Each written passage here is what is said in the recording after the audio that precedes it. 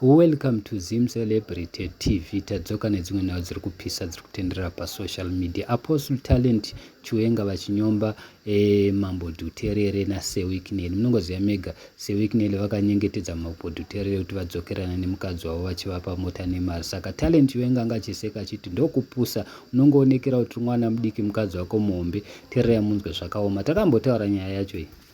I saw that they are trying to use money to force Dhuterere to stay with his mother, whom he had married for all these years. It's unfortunate. I saw the picture of Dhuterere and his mother receiving cars from Jiva. You can see that this one is a child. This one is a parent. It's very clear. The woman dresses like a mother. Dhuterere still dresses as a small boy. Puts his cape and he drops his pants.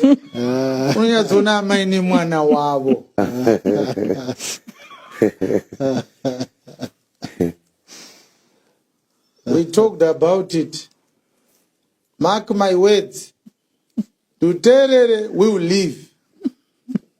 It doesn't matter they buy him a private jet. He will leave.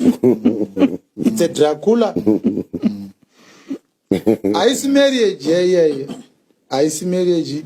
Ukatozviona vachipuwa mota. Unotoona kuti muchindo ari kuti motikari marriage. Ndikangotora zvese. Because ndoiwana kupe mari yekutenga Fortune nyowani.